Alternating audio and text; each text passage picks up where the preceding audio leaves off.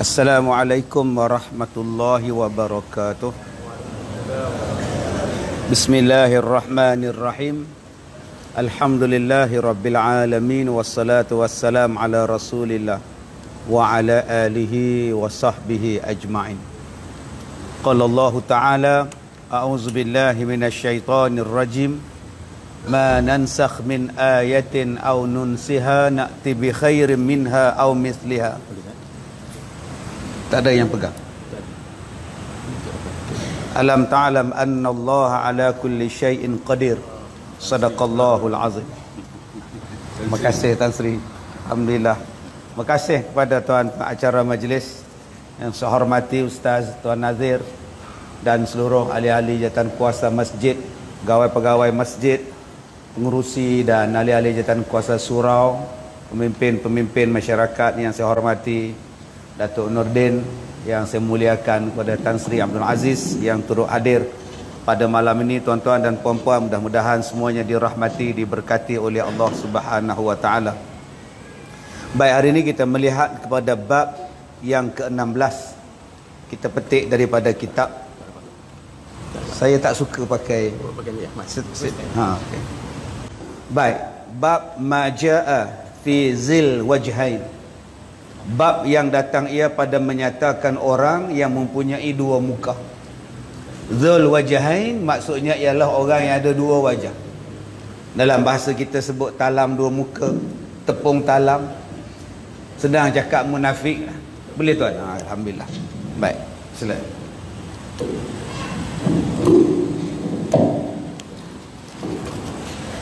Senang cakap tuan-tuan, depan lain, belakang lain. Mulut lain, hati lain. Ini dipanggil sebagai zul wajahain, orang yang mempunyai dua wajah. Baik, kita baca hadisnya. Tuan-tuan ikut saya baca. An Abi Hurairah qala qala Rasulullah sallallahu alaihi wasallam, inna min syarrin nas 'indallahi yaumal qiyamati dzul wajhain. Hadis yang kita baca ini ialah hadis yang hasan lagi gharib. Daripada Abi Hurairah, katanya telah bersabda Nabi sallallahu alaihi wasallam bahawasanya daripada sejahat-jahat orang di sisi Allah pada hari kiamat ialah orang yang mempunyai dua wajah, orang yang mempunyai dua muka, dzul wajhain.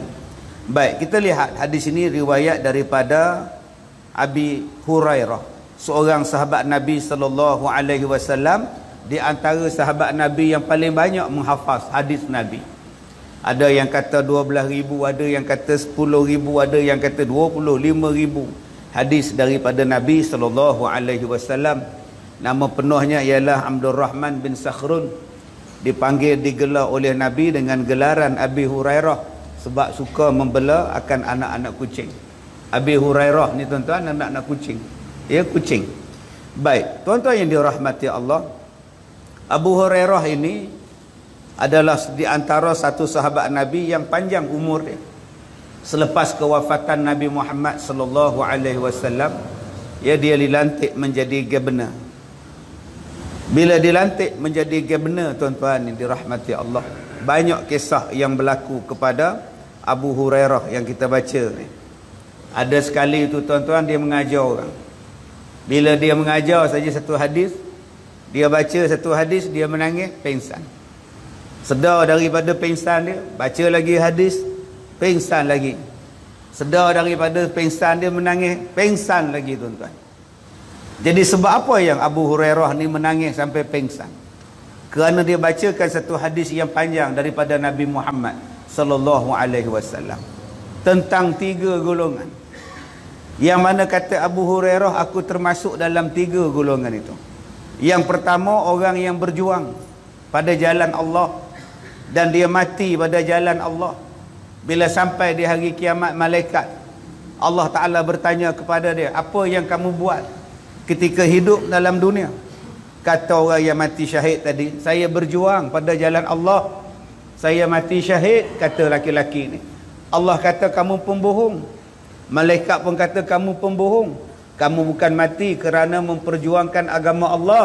Sebaliknya kamu mati sebab nak tunjukkan kamu orang berani. Kamu orang hebat di hadapan orang lain. Kamu bukan mati kerana Allah. Mati sebab nak tunjuk riak. Datang pula hadis yang kedua. Dia cerita pula bangun seorang laki-laki. Allah tanya pada dia, apa kerjaan kamu di dunia? Jawab laki-laki ni, waktu saya hidup dalam dunia, saya mengajar orang baca Quran. Saya baca Quran, saya qari. Kata Rasulullah kazab, kata Allah Ta'ala kazabta, kamu pembohong. Malaikat pun cakap, kamu pembohong. Kata dia, kamu bukan orang yang membaca Quran. Sebaliknya kamu membaca, nak tunjuk pada orang suara kamu sedap. Nak tunjuk pada orang kamu mahir baca Quran, kamu lebih pada orang lain. Yang ketiganya bangun pula, kamu siapa? Saya adalah orang yang mengajar orang. Orang yang berdakwah ketika hidup di dunia. Siang malam kerja saya berdakwah saja. Allah kata kamu pembohong. Kamu bukannya berdakwah kerana Allah. Sebaliknya kamu nak tunjuk kamulah yang pandai bercakap. Kamulah yang lebih daripada orang lain. Ketiga-tiga ni tuan-tuan neraka tempat dia. Yang berjuang bukan kerana Allah, mati pun neraka. Yang mengajar baca Quran tadi pun neraka tempat dia. Yang nombor 3 pun neraka tempat dia. Takut Abu Hurairah ni tuan-tuan akan jadi benda tu pada dia, pengsan dia tuan-tuan. Ini sahabat Nabi, nama dia Abu Hurairah. Subhanallah, Masya Allah. Tuan-tuan yang dirahmati Allah, bila zaman Sayyidina Umar Al-Khattab radhiyallahu anhu, Sayyidina Umar ni tuan-tuan, orang repot pada dia, pasal Abu Hurairah. Kenapa orang repot? Sebabnya tuan-tuan, Abu Hurairah ni pakai jubah kain koton. Kain kohton, kita sebut kain cotton. Kohton ni tuan-tuan, ataupun cotton ini adalah kain yang mahal pada masa itu. Abu Hurairah ni governor. Dia governor dan dia memakai kain cotton waktu dia mengajar. Orang repot pada Sayyidina Umar. Abu Hurairah dah pakai kain cotton. Sayyidina Umar menubuhkan BPR, sekarang SPRM, menyiasat kepada Abu Hurairah, mana duit datang beli kain cotton. Tuan-tuan bayangkan, itu belum lagi beli kereta cermin gelap, baru hanya kain cotton saja. Disiasat Abu Hurairah, gaji kau berapa, anak kau berapa, isteri kau berapa belanja kau, macam mana kau dapat baju ni. Umar siasat. Siasat punya siasat tuan-tuan, rupa-rupanya Abu Hurairah ni selain daripada governor dia, apa dia jadi? Dia menjual kayu api di pasar. Daripada untung jual kayu api itulah dia beli baju ni, bebas dia daripada tuduhan rasuah. Subhanallah.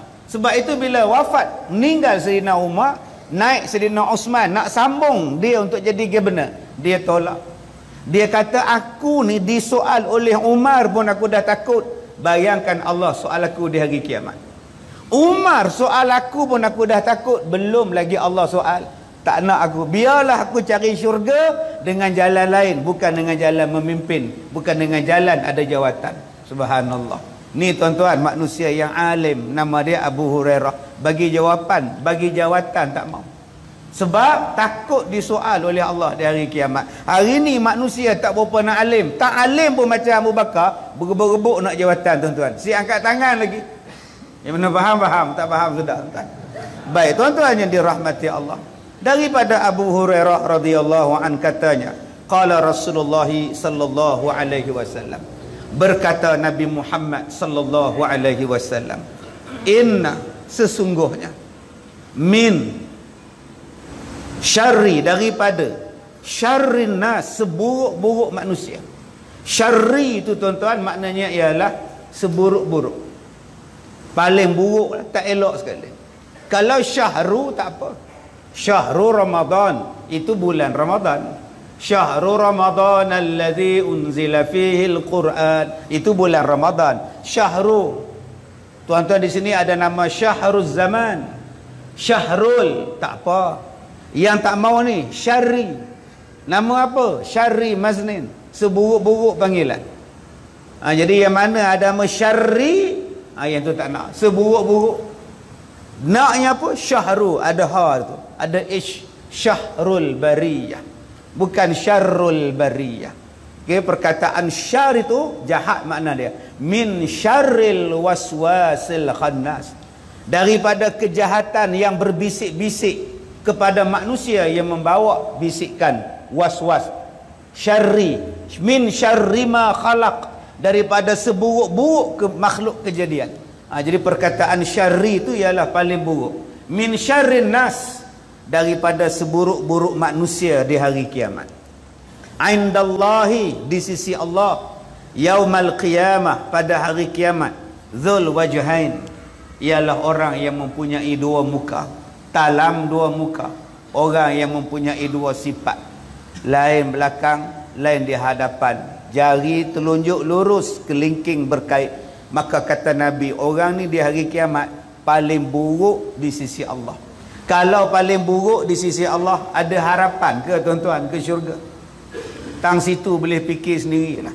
Allah Ta'ala sebut dalam Al-Quran, Ali Imran 133, 134. Wasari'u ila maghfiratin min rabbikum wa jannatin arduhas samawati wal ard uiddat lil muttaqin. Dan bersegeralah kamu semua bertaubat. Jangan sampai dah mati, nak mati baru nak taubat. Cepat-cepat bertaubat, takut tak sempat. Sebab kata Allah, ada tawaran istimewa untuk kita. Disediakan kepada kita syurga seluas langit dan bumi. Tuan-tuan, langit ni luas. Yang matahari berpusing, bumi berpusing, bulan berpusing ini tuan-tuan, tak habis-habis pusingnya tuan-tuan, dah berapa juta tahun, tak habis lagi pusing tuan-tuan langit. Itu baru satu cakrawala galaksi bumi, belum yang lain-lain, bintang-bintang lagi tuan-tuan. Tak tercapai akal kita. Semalam saya ceramah di sebuah universiti. Saya sampai di rumah malam tadi pukul 3.30 pagi. Mana ada tidur lagi tuan-tuan. Sebab tu Datuk kata datanglah rumah saya makan-makan. Minta maaf letuk. Hari ni saya gerak daripada Ipoh pun dah pukul 4 tuan-tuan. Kelang Kabut ni malam ni saya nak terus ke Melaka. Besok jam 9 saya ada di Aikroh, Taman Mini ASEAN pula. Tuan-tuan, budak-budak ni universiti tanya ustaz soalan, bumi bulat atau flat? Tak habis lagi tuan-tuan. Saya kata flat tu rumah, nama dia rumah flat. Di dalam Al-Quran, di dalam Islam, dia tidak ada kekeliruan. Al-halal al-bayyin wal-haram al-bayyin. Yang halal pun jelas, yang haram pun jelas.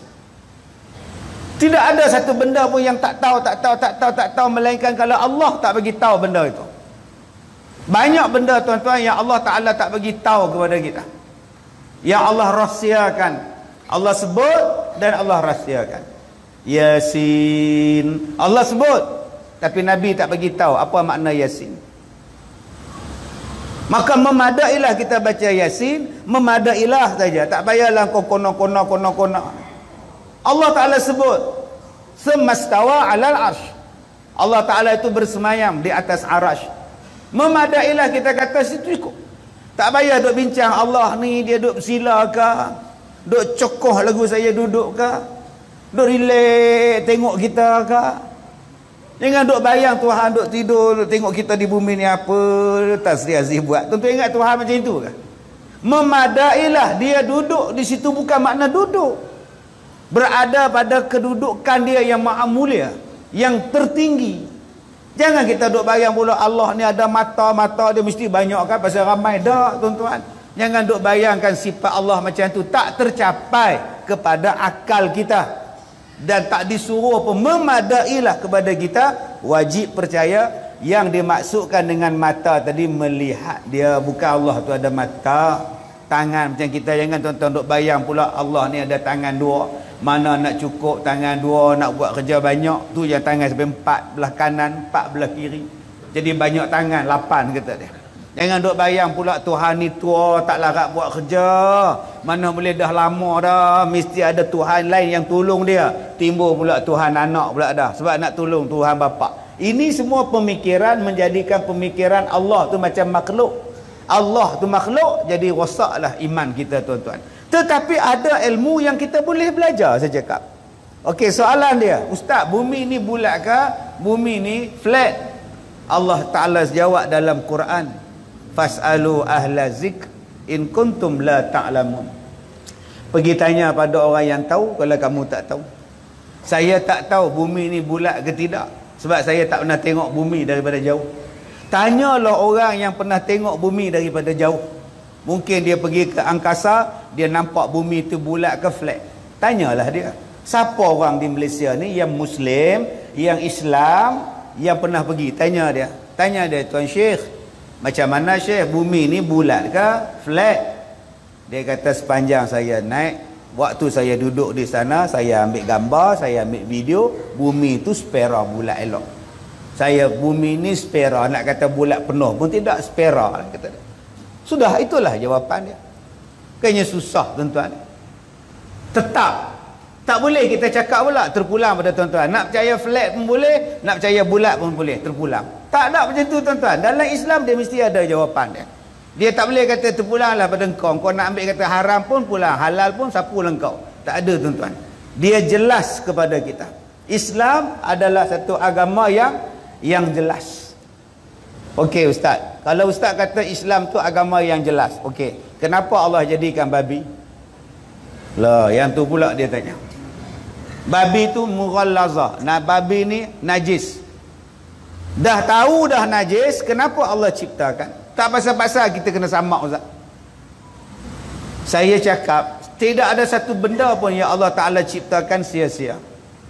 Rambut yang Allah Ta'ala ciptakan pada kita ni pun ada manfaat. Cantiknya kulit kita ni tuan-tuan, ada manfaat. Setiap satu benda yang Allah Ta'ala jadikan ada manfaat. Sehinggalah najis dalam badan kita tu pun ada manfaat. Kalau akak tak petikai kulit, akak tak petikai rambut, mata akak cantik, hidung akak mancung, gigi cantik, kenapa akak tak petikai? Kenapa Allah jadikan saya najis? Dalam perut saya ada najis. Kenapa Allah jadikan saya ni kentut? Bayangkan satu ratu cantik yang begitu cantik, kentut busuk. Tengah-tengah duk berlawan berjalan catwalk tu kentut, pom-pom kalah tuan-tuan. Kenapa? Itulah menunjukkan lemahnya manusia. Yang kedua, nak menunjukkan kekuasaan Allah. Walaupun dia kentut, walaupun dia kencing, walaupun dia busuk, tapi ada manfaat untuk manusia. Ada manfaat. Apa manfaat kencing? Boleh tahu berapa bacaan gula dalam darah kita. Boleh tahu berapa tahap penyakit kita dalam badan. Asid kita banyak mana. Daripada air kencing boleh tahu mengandung tak mengandung. Melainkan orang laki-laki. Jangan abang-abang test air kencing pula. Buat apa tu abang? Nak tengok abang mengandung ke tidak? Kepala otak kau takkan mengandung punya. Air kencing tu boleh bagi tahu, najis boleh bagi tahu. Begitulah dengan babi tadi. Allah Ta'ala ni bukan dia ciptakan babi tu saja-saja nak menyusahkan kita. Ada benda lain yang ambil iktibar daripada babi tu. Yang itu saya tak apa lagi tuan-tuan. Saya boleh cerita apa dia perangai babi, sifat babi, saya boleh cerita lagi. Yang paling saya tercengang tuan-tuan, satu laki-laki, dia datang jumpa, dia kata, Ustaz, kalau kita tak beriman pada Allah, kalau kita tak semayang, kalau kita jahat, tak taat pada Allah, kita neraka kan? Yalah, kalau Allah tak ampunkan, neraka lah kita. Okey, soalan saya tak minta Allah ciptakan saya. Kemudian saya tak semayang, kemudian Allah balas saya ke neraka. Kenapa saya ke neraka sedangkan saya tak minta pun saya diciptakan? Kalau tuan-tuan jadi saya, tuan-tuan nak sepak ke tuan-tuan nak buat pun? Kita ni asyik nak belasah je tuan-tuan. Nak jawab apa pada orang macam ni? Kalau soalan dia bodoh, saya boleh jawab bodoh. Ada orang yang tanya pada saya soalan yang bodoh. Ustaz, ya, air mani najis? Tak. Air mani tak najis. Sebab kalau najis, abang pun najis. Sebab tu air mani tak najis. Okey, soalan saya, kalau tak najis, boleh tak kita berwuduk dengan air mani? Saya cakap, abang kumpulkan dulu 2 kolah, kemudian telefon saya. Selagi tak kumpul, tak payah telefon, menyemak saya je. Macam-macam soalan. Itu satu soalan. Ni yang saya sebut selalu tuan-tuan. Dia kata, Ustaz, tahun ini saya buat korban. Alhamdulillah, bagus. Korban apa? Saya bercerita lama dah Ustaz, nak buat korban unta. Tahun ini baru dapat Ustaz. Alhamdulillah, tahniah bang. Unta besar pahalanya bang, korban. Tapi sayang Ustaz. Pasal Unta Australia lah. Tak dapat unta Arab. Asyik. Kenapa pula? Yelah Australia Ustaz. Tak tahulah Islam ke tidak unta tu. Saya cakap abang cuba cek tengok. Dia bersunat ke tidak? Kalau sunat insya-Allah. Takkan itu kau nak tanya binatang Islam ke tidak? Hara orang kita sekarang ni tuan-tuan. Ni yang terbaru. Tahun lepas. Soalan bodoh lagi datang. Dia bergaduh dengan kerani saya depan. Dia bergaduh. Saya tanya apa yang rendah? Saya telefon kerani apa yang rendah ni? Ustaz, dia tak ada temu janji. Dia nak jumpa dengan Ustaz. Saya tak bagilah. Tiba-tiba nak kedah masuk je. Dia apa masalah dia? Ada hal kata dia. Tak apalah, panggillah masuk. Saya pun panggil dia masuk. Apa hal bang? Amboi Ustaz, susah benar jumpa Ustaz ngalahkan YB kata dia. Kena seliang kata saya. Jumpa YB tak susah macam ini. Saya cakap ramai orang beratur bang, kalau abang tak ikut queue marah orang pula. Orang lain dah temu janji dah sebulan abang. Duduklah bang, tak apalah. Apa masalah abang? Okey Ustaz, senang cakap. Ustaz tengok saya. Okey, sekarang Ustaz tengok saya. Kenapa Ustaz tak kata saya ni Imam Mahdi? Sudah. Ustaz bagikan alasan kepada saya kenapa saya bukan Imam Mahdi. Saya kata wayar putih pula dah. Orang lain cakap saya bukan Imam Mahdi, sedangkan saya ada ciri-ciri keimaman Mahdian itu, kata dia. Saya kata, saya tengok badan dia tegap. Orangnya besar dia ni, kalau dia rimbuk saya, tak bangun dah saya tuan-tuan. Kalau saya kata dia bukan Imam Mahdi, mau dia cekak saya buat smackdown. Saya cakap dekat dia, abang nama apa? Saya tengok abang bulu kening tu bercantum. Macam ciri tu ada lah. Dia punya dahi pun luas, lapang, adalah putih, kulit pun macam ada ciri. Tahu pun tak apa, yang ni lah saya nak. Nampak? Orang lain tak nampak Ustaz. Ustaz nampak. Tapi abang boleh cakap Arab? Tak boleh. Abang duduk di mana? Cemur, kata dia. Yang tu silap abang. Imam Mahdi cakap Arab. Jadi abang tang situ silap abang. Abang bukan Imam Mahdi abang. Oh ya Ustaz ya. Imam Mahdi cakap Arab. Situ lah tak betul tu bang. Oh ya. Saya sampai sekarang berdoa tuan-tuan. Janganlah dia masuk kelas bahasa Arab tuan-tuan. Lagi 2 tahun dia mengaku pula. Ana kalim fil lughatil arabiyyah. Mampu itu tuan. Subhanallah. Jadi tuan-tuan yang dirahmati Allah, ketahuilah wahai saudaraku, orang yang dua muka ini sejahat-jahat orang di negeri akhirat. Jikalau dua mukanya itu bukan kerana muslihat agama. Ada manusia yang depan kita ni baik, belakang ni subhanallah. Sebab tu hari ni manusia dia melihat kepada packaging, labeling. Orang kita melihat kepada packaging ni masalah. Sedangkan Tuhan tidak melihat kepada luaran kita, packaging kita. Nak buat apa nama package macam mana? Kita sekarang melihat. Tuan-tuan tengok saya pakai baju pink pula. Tak ada.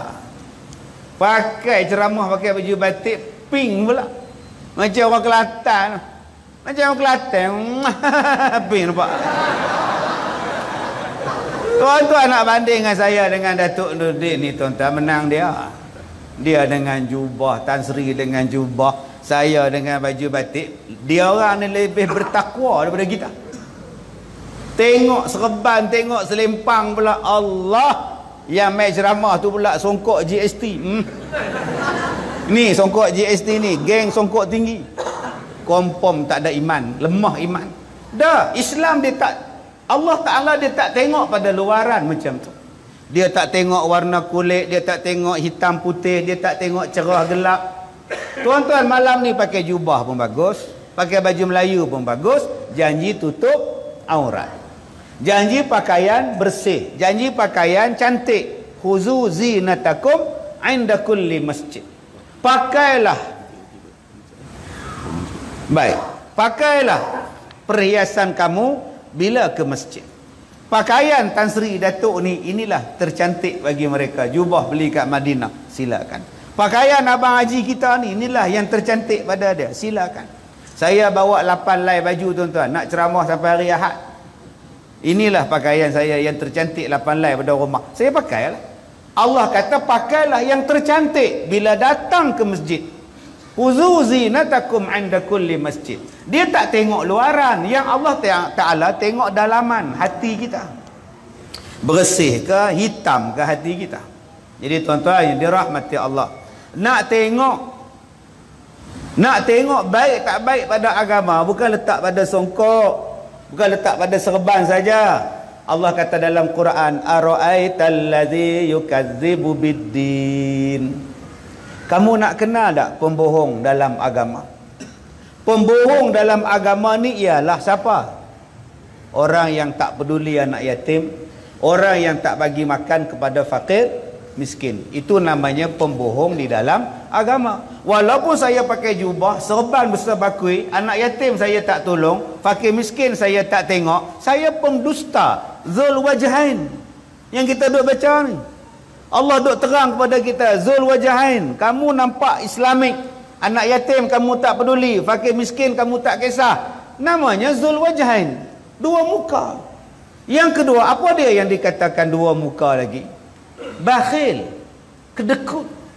Sebab itu Allah Ta'ala sebut kepada kita, di antara ciri-ciri orang bertakwa, mesti Allah Ta'ala sebutkan di antaranya ialah wa mimma razaqnahum yunfiqun. Al-Baqarah ayat 1, ayat 2, ayat 3.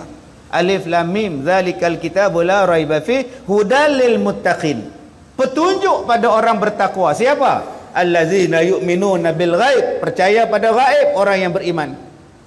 Yang kedua, yang mendirikan salat. Yang ketiganya ialah wa mimma razaqnahum yunfiqun, orang yang Allah bagi rezeki dan dia infakkan pada jalan Allah. Sifat orang bertakwa. Maknanya tuan-tuan, kalau kita ni ada wang, ada harta, tak infak, belum bertakwa.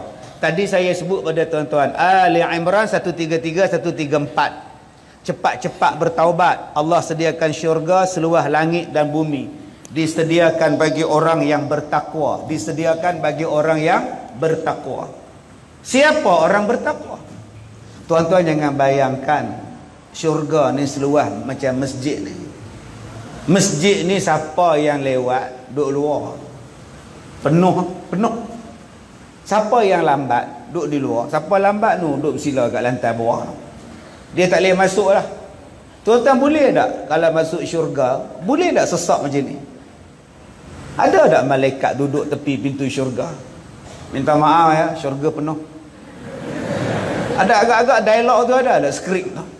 Malaikat duduk dekat pintu syurga, minta maaf, syurga penuh. Siapa suruh lambat? Penuh. Lambat keluar, kata dia. Makcik tu cakap, takkan satu tempat tak dapat malaikat, satu tu makcik je. Makcik nampak tak yang last kali tu, punggung dia betul-betul dekat pintu syurga, makcik. Mana lagi nak muat makcik? Tuan-tuan, dialog ni takkan ada di hari kiamat. Makcik cakap, bagilah satu tempat duduk je lagi malaikat. Oi, tak boleh, faham tak? Habis tu makcik nak ke mana? Kalau syurga tak masuk, tak boleh. Neraka kosong banyak. Tuan-tuan, siapa-siapa pun boleh masuk syurga. Allah bagi pada orang bertakwa. 134. Siapa orang bertakwa? Allazina yunfiquna fis sarra wad dharra. Orang yang memberi ketika dia senang dan ketika dia susah, ketika dia gembira dan ketika dia sedih, dia boleh sedekah. Ini sifat orang bertakwa. Yang ni tuan-tuan yang kita nak.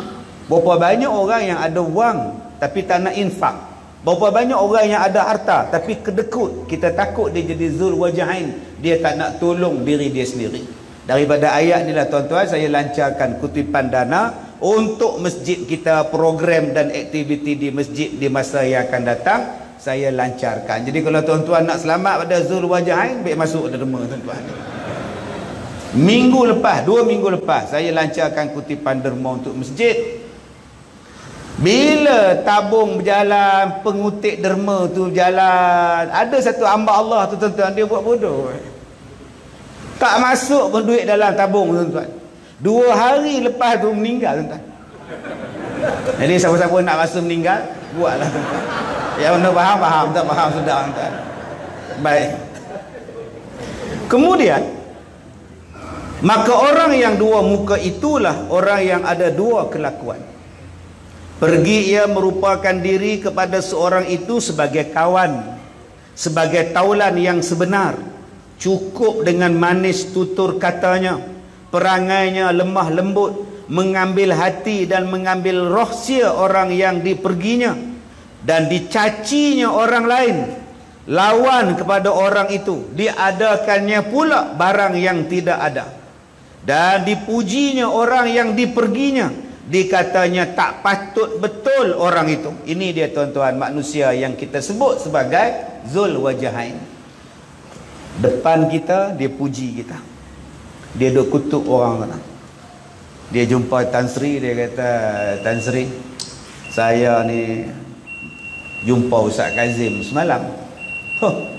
Saya bila dia kutuk Tan Sri tu naik berbulu telinga saya, padahal saya tak kata apa. Tan Sri ni bila dengar pula, Allah, merah padam muka. Dia kata dekat Tan Sri, subhanallah, saya pun, padahal saya tak kata apa. Ni tuan-tuan, zaman ni banyak. Dan lebih bahaya tuan-tuan, benda tu disebarkan pula dengan cepat dalam WhatsApp, disebarkan dengan cepat dalam Facebook. Hari ni orang pakat duk percaya. Dan tuan-tuan jangan ingat, apa yang tuan-tuan sebarkan benda yang tak betul, apa yang tuan-tuan share benda yang tak betul itu, jangan anggap kecil. Dia besar di sisi Allah Subhanahu wa taala. Walaupun benda itu kita anggap kecil, tapi dia besar. Berapa banyak orang yang menyebarkan dalam WhatsApp, dalam Facebook, dalam blog, Ustaz Kazim tu pun makan dedak. Bila masa saya makan dedak? Tak pernah semua hidup setakat ni saya makan dedak. Saya makan nasi itu pun jarang-jarang tuan-tuan. Saya dah 20 hari tak makan nasi. Saya makan chicken chop sekarang. Tuan-tuan duk kata saya makan dedak. Hei, fitnah. Saya melagakan antara Datuk Nordin dengan Tan Sri. Bila saya jumpa Tan Sri, Datuk hentam Tan Sri habis-habis lah. Saya pun, aduh, apa punya Datuk lah.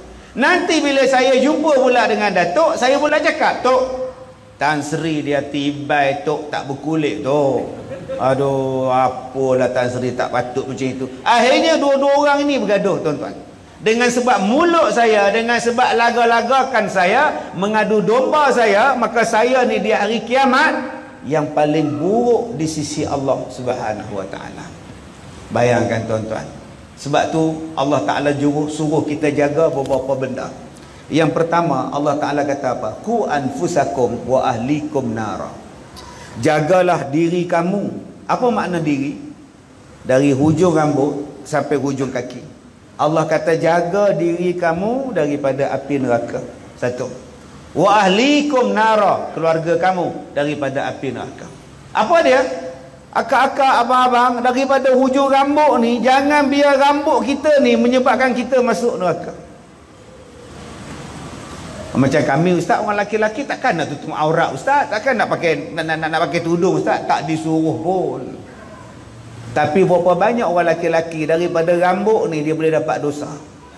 Anak-anak muda yang datang hari ni, jangan duk buat rambut style orang kafir. Jangan menjadikan rambut ni menyerupai tasyabbuh kepada orang yang bukan Islam. Ada yang buat rambut ni style balong ayam, mak pang. Saya jumpa kat Bukit Bintang duk lintas jalan. Ui, rasa macam duduk dekat Las Vegas pula. Padahal tu saya rasa tu asal tak semenyih ke mana tu tuan-tuan tu. Tak pun typing ke mana orang ni.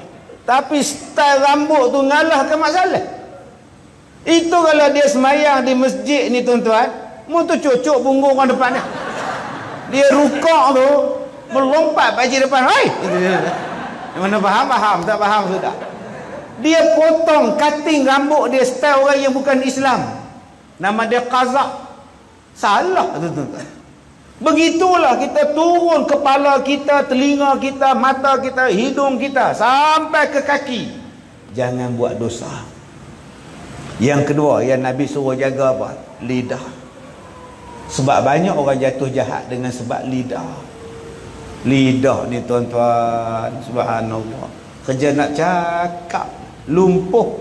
Duduk di hospital lumpuh, buat balik ke rumah lumpuh, pinggang ke bawah lumpuh, tapi mulut tak lumpuh. Mulut jahat. Bila jiran datang ziarah, macam mana Tuan Haji, sakit Tuan Haji, macam inilah, lumpuh. Atau isteri adalah, tapi bodoh, lambat. Aku minta kopi pun lambat, minta air pun lambat, bodohnya betina. Tengok tu, tak padan dengan lumpuh, mulut jahat. Nasib baik isteri tu sabar, kalau tak sabar dipekuk dengan bantal tu. Oi, tuan-tuan ni, sebab tu lidah ni jahat. Pakai telekung tu lawa dah, mangah-mangah ni pakai telekung lawa dah mangah. Oi, lidah jahat. Naik je Ustaz Kazim, dalam TV putih, betul-betul hitam kan. Yang makcik sebelah macam apa? Dua-dua neraka tuan-tuan. Mulut kita ni yang kita takut, lidah kita ni. Daripada dia timbul fitnah, daripada dia ngumpat, daripada dia mengadu domba. Apa lagi yang Allah Ta'ala suruh jaga? Tangan. Ni, hari ni mulut diam, tangan buat kerja. Tuan-tuan nampak lah abang kita ni, mulut diam, tangan menulis. Tangan menulis. Sebab tu Allah Ta'ala sebut dalam Quran, al-yawma nakhtimu ala afwahim wa tukallimuna aydihim. Di hari kiamat mulut diam, tangan cakap. Sekarang mulut cakap, tangan diam.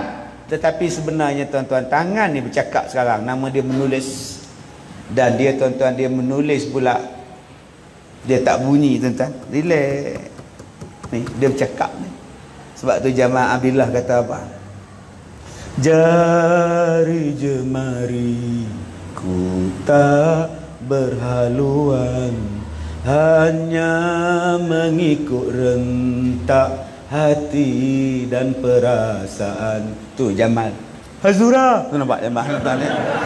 Tak mana faham, tak faham sudah. Jari ni dia ngikut je. Banyak orang yang baik datang masjid semayang, jari jahat. Dia pergi ke tandas, dia tulis tu, imam bodoh.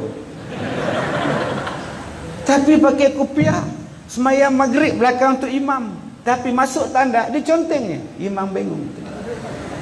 Orang lain pula tulis, siapa yang menulis dia bingung. Orang lain masuk pula, kamu pun bingung ke, kata dia. Tiga-tiga bingung tuan-tuan. Boleh tak tangan kita ni jadi baik? Yang ketiga, benda yang boleh merosakkan kita di hari kiamat apa dia? Kemaluan. Kemaluan. Jenis basuh tak betul bila buang air kecil, buang air besar, air kecil tak bersih basuh. Ada yang langsung tak basuh pun ada. Naik motor balik kampung nak terkencing tengah jalan, dia berhenti dekat kebun kelapa sawit lah. Selama rok je turun, bogojo goncang pokok sawit tu, punya kuat kencingnya. Nama dia Li Kincing tu, bergoyang-goyang pokok kelapa sawit tu, tak basuh tuan-tuan. Macam mana nak masuk syurga? Hei, entahlah.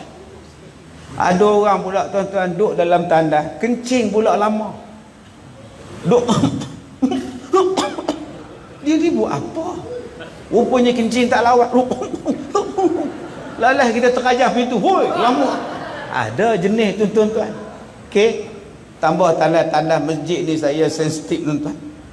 Selak tak ada. Bukan masjid ni lah, mana tuan ada. Marah ada buat pula. Rasa-rasa kali ni lah panggil tuan-tuan.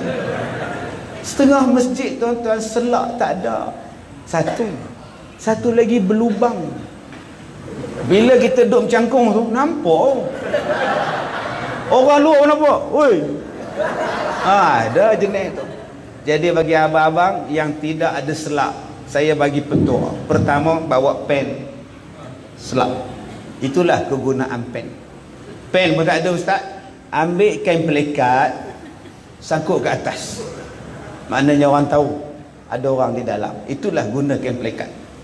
Kalau orang tu jahat, dia buat lari kain pelikat, menjerit pula, oh yang padat betul. Baik, tuan-tuan yang dirahmati Allah. Baik, yang keempat yang Nabi suruh jaga apa? Tumit. Ni tumit. Pasal apa? Kerana banyak orang berwuduk, tumit tak kena basuhan kaki dia. Dia tak angkat kaki dia, dia tak basuh tapak kaki dia, tumit dia itu. Berapa banyak perkataan tumit disebut, sampai Nabi sebut tak berganjak tumit di hari kiamat, sehinggalah Allah soal kepada kita beberapa perkara. Perkara yang Allah sebut dalam Quran, perkara yang Nabi sebut dalam Quran, maknanya benda-benda yang disebutkan itu sangat penting, tuan-tuan. Baik, balik kepada kitab kita. Kemudian dia pergi pula kepada orang yang menjadi lawan dan musuh kepada yang mula-mula tadi. Dia membuat seperti kawan dan taulan rapat pula, cukup dengan manis tutur katanya dengan orang itu. Maka apa yang keluar daripada mulutnya itu bukanlah menjadikan dua orang tadi berkawan, baik, bahkan akan bermusuh dan boleh menjadi bertambah-tambah musuhnya. Inilah tuan-tuan yang kita sebut sebagai munafik, yang kita sebut sebagai lidah bercabang, yang kita sebut sebagai kaki batu api, yang kita sebut sebagai mengadu domba. Baik ustaz, macam mana kita nak kenal orang yang Nabi sebut Zul Wajahain? Baik, beberapa cara untuk kita kenal orang yang Zul Wajahain. Pertama, bukan susah tuan-tuan nak kenal orang-orang macam ni. Cakap dia macam mana? Pertama, kita berbual dengan dia, kita berkawan dengan dia, dia duk cerita jahat orang pada kita. Asyik cerita je. Ya, aku pergi rumah Din tadi. Ya Allah, anak Din tu sakit mata aku nengoknya. Padahal kita tak cerita pun pasal Din, tak cerita pun pasal anak Din, tapi dia ni lah yang duk bawa cerita pasal orang kepada kita. Berhati-hati dengan orang macam ini. Kalau dia boleh bawa cerita orang pada awak, maknanya cerita awak pun dia boleh bawa pada orang. Ni nombor satu. Nombor dua, cuba bagi tahu dekat dia suatu rahsia, heboh ataupun tidak. Cerita pada dia satu rahsia, heboh ataupun tidak pada orang lain. Orang ini adalah orang yang tidak boleh dipercayai. Yang ketiga, bagaimana kita nak kenal orang macam ini? Bila orang sampaikan pada kita, dia yang bawa cerita, dia yang sampaikan, dia yang bawa cerita. Semua orang cakap, dia bawa cerita. Bila tanya pada dia, mana ada, saya tak cakap pun, tak adalah, tak pernahnya dia mengaku, tuan-tuan. Minta maaf pun tidak, minta ampun tidak, mengaku salah pun tidak. Kerja dia nafi. Orang ni tuan-tuan berhati-hati. Yang keempat, ini bukan hadis, ini petua orang dulu-dulu. Saya ni banyak ambil petua pada orang tua-tua. Dia kata, kamu kalau nak berbual dengan orang, tengok, kalau sambil dia ketawa, sambil dia bercakap, berhati-hati dengan orang macam ini. Macam mana? Sambil bercakap, sambil ketawa, itu kena jaga-jaga. Perangai tak apa cantik. Contoh, saya bukan apa nak gelak, nak cakap. Orang macam ni tuan-tuan berhati-hati. Nak cakap dulu, saya pergi ke sana, ya Allah, jumpa. Tak apa. Ini tidak, sambil ketawa sambil gelak, sambil cakap, sambil ketawa sambil gelak. Nak gelak dulu, nak cakap dulu. Macam saya tuan-tuan, saya ketawa ke, saya gelak ke, saya takkan gelak. Orang lain yang gelak tuan-tuan. Saya diam. Maknanya saya boleh dipercayai. Anda faham? Tak faham. Tapi kalau sambil bercakap, sambil ketawa, sambil bercakap, sambil ketawa, engkau ni mana satu? Engkau ni nak ketawa, kau nak cakap? Aku tak faham. Yang kelima, dia asyik menceritakan pasal keluarga dia. Suami ai kan, anak ai kan, suami ai tak suka tau. Dia macam, anak ai tu tak suka tau. Husband ai kan tak suka tau. Isteri ai tak suka. Asyik dia je, seolah-olah dia ada isteri, orang lain tak ada.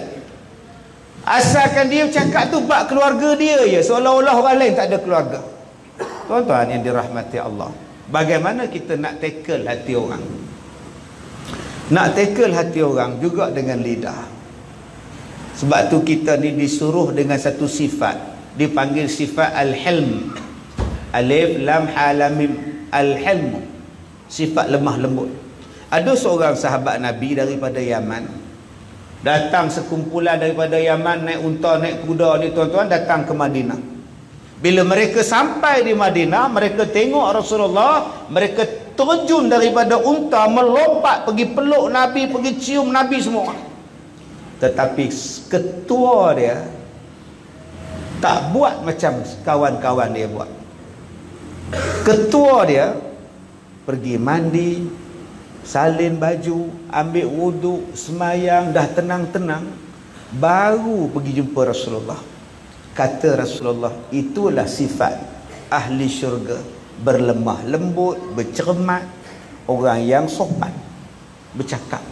Tuan-tuan, nak jadi ahli syurga ni tuan-tuan, dia letak pada diri kita. Sebab manusia kadang-kadang mulut dia cepat bertindak, tangan dia cepat buat, kaki dia buat cepat. Macam mana nak jadi ahli syurga? Salah sikit anak, tampar terus. Pantang sikit salah anak aja, terajang terus. Mulut ni salah sikit saja, maki. Sedangkan orang yang dikatakan baik tuan-tuan, kaki, tangan, mulut, semuanya berlemah lembut.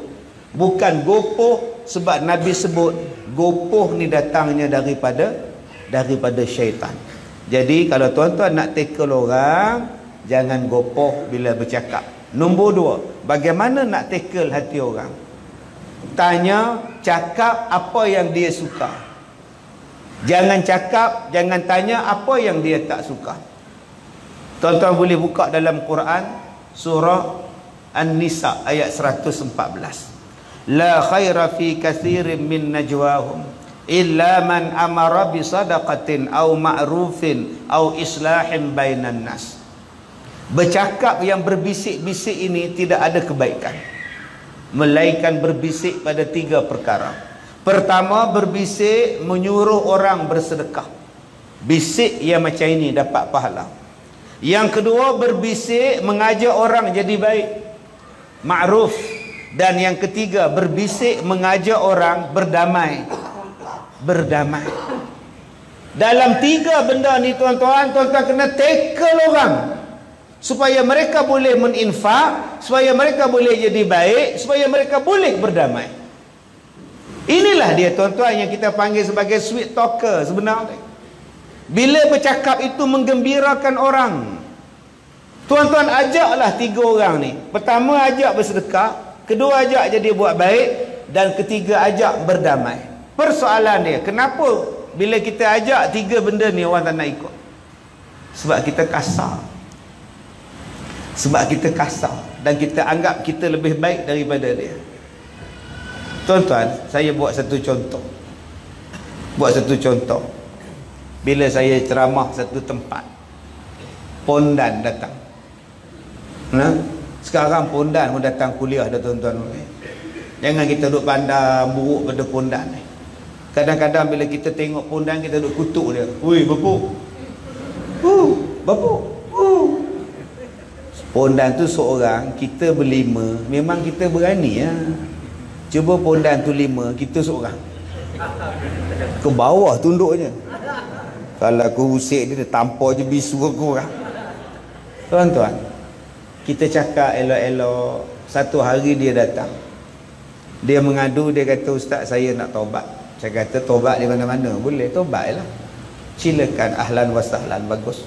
Saya nak duduk sekolah Ustaz boleh tak? Boleh lah. Tapi tak boleh pakai baju perempuan, rambut kena potong. Dia kata dia nak insaf. Jangan makan hormon dah. Jangan makan dah hormon pil apa semua, bala tinggal semua. Biar jangan, biar dia tumbuh jambang janggut semua tu. Dah lama dia duduk, baru saya nyembang dengan dia. Saya tak nyembang hari tu, kau buat apa, kau dulu kau buat apa, kau tak cerita pengalaman kau. Saya tak tanya, lantak dia tuan-tuan. Dia datang semayang, dia berzikir, dia semua. Dah lama baru saya tanya dia, di mana potong halkum? Baru saya tanya dia, halkum ni operate di mana? Dia kata kat Thailand. Oh, sakit tak? Sakit ke? Oh, macam mana yang halkum ni? Dia kata halkum kita ni Ustaz, macam tulang ayam goreng yang warna putih yang lembut tu. Itulah halkum kita. Doktor kikis. Oh, nampak cantik, tak ada halkum je. Bau dia kikis. Jadi abang-abang kalau rasa nak kikis dah tengok halkum ni. Saya tanya dia lagi, macam mana abang boleh berubah? Ustaz, kawan saya lah meninggal. Masa tu kita duduk serumah. Jadi bila saya panggil ustazah mandikan, ustazah tu lari. Ustaz, kenapa? Mula-mula dia okey, nak tukar baju tu okey lagi. Bila dia tengok yang bawah tu dia lari. Oh ya. Habis tu saya telefonlah ustaz kan, pasal ustaz lah boleh mandikan. Tu ustaz tu tengok yang atas pun ustaz tu lari dah, kata dia. Oh sudah, atas pun salah, bawah pun salah. Habis tu siapa yang mandi dengan mayat dia? Saya lah ustaz. Tahu mandi ya? Sebelah saya tadi. Sudah tuan-tuan. Saya fikirkan ustaz, nanti kalau saya meninggal, siapa pula nak mandikan saya ustaz? Sebab tu saya berubah. Sebab tu tuan-tuan, ini nama dia perkataan yang baik. Sebab kita pun tak boleh anggap kita ni lebih baik daripada dia. Masalah kita kalau nak berdakwah pada orang, kita anggap kita lebih baik pada dia. Ini masalah. Kita tengok orang yang sakit kanser, kita geleng kepala. Sakit kanser, geleng kepala. Kita balik ke rumah. Jangan ingat dia seorang je kena kanser. Silat-silat hari bulan, minggu depan awak pula doktor kata awak kena kanser. Begitulah hidup kita tuan-tuan. Saya ni tak selama-lamanya jadi penceramah.